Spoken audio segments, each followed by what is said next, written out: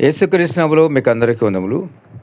దేవుడు పాపుల్ని క్షమిస్తున్నాడంటే మరి దేవునికి ఆ ప్రేమ ఎంత అత్యున్నతమైనదో ఒక్కసారి గమనించండి. దేవుడు పాపులను క్షమించి వాళ్ళని పరిశుద్ధులుగా చేసి పరలోక రాజ్యానికి వారసులుగా చేస్తాడు. కాబట్టి మీరెవరైనా సరే మరి యేసుక్రీస్తుని అంగీకరించకపోతే, యేసుక్రీస్తు ఎవరో అని కూడా మీకు తెలియకపోతే గనక, ఈ వాక్యం వింటున్న మీరు, ఈ మాటలు వింటున్న మీరు, ఈ దినమైంది మీరు మోకరించి దేవుని సన్నిధికి వచ్చి ప్రార్థన చేయండి. దేవుని సన్నిధి రావటం అంటే మీరు ఎక్కడైతే యేసు నామమును మరి గుర్తు చేసుకుంటూ మోకరించి ప్రార్థన చేస్తూ ఉంటారో అక్కడే దేవుని సన్నిధి ఉంటుంది. కాబట్టి గమనించండి, మీ పాపాలన్నీ కూడా ఆయన దగ్గర ఒప్పుకొని విడిచిపెట్టండి. హృదయంలో పశ్చాత్తాపం కలిగి ఉండండి. చేసిన ప్రతి తప్పు నిమిత్తమే మీరు పశ్చాత్తాపం కలిగి ఉన్నప్పుడు దేవుని క్షమించి పరిశుద్ధపరిచి మీ హృదయంలో గొప్ప నెమ్మది, సంతోషం, సమాధానం అనుగ్రహిస్తాడు. కాబట్టి మీరు ప్రతి ఒక్కరు కూడా మారు మనసు పొందాలి. మారు మనసు అంటే మీ పాపాలను ఒప్పుకొని విడిచిపెట్టడం. మరి ఆ విధంగా ఒక నూతనమైన స్వభావం ధరించుకోవడమే మారు మనసు.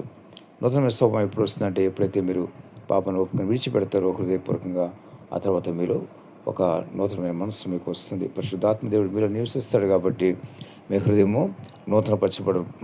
నూతనపరచబడుతుంది. అదే మారు మనసు అంటారు. దాన్ని కొత్త మనసు రావడం మారు మనసు అంటారు. కాబట్టి గమనించండి, మీరు ఎంత మాత్రం ఆలస్యం చేయొద్దు. ఎందుకంటే దేవుని ఉగ్రత దినాలు ముందు రోజుల్లో ఉన్నాయి. ప్రతి ఒక్కరు గమనించండి, చాలా కష్టమైన పరిస్థితులు రాబోతున్నాయి. అవి రాకముందే మీరు మారు మనసు పొంది సిద్ధంగా ఉంటే, మరి రాకుడు వచ్చినా, ఒకరి దేవుని పిలుపు వచ్చినా మీకు పరలోక రాజ్యానికి చేరుకుంటారు. ఈ మధ్యకాలం అనేక మంది మరి క్రైస్తవేతలు కూడా కొన్ని ప్రవచనాలు చెప్పకపోతున్నారు. మరి రాబోయే కాలం అంతా గడ్డు కాలం అని చెప్తున్నారు. మరి అనేక మంది క్రైస్తవేతలు ఆ విధంగా యూట్యూబ్లో చూస్తున్నాం. ప్రతి ఒక్కరు అదే చెప్తున్నారు. రాసి పెట్టుకొని జరిగి తీరుతున్నారు.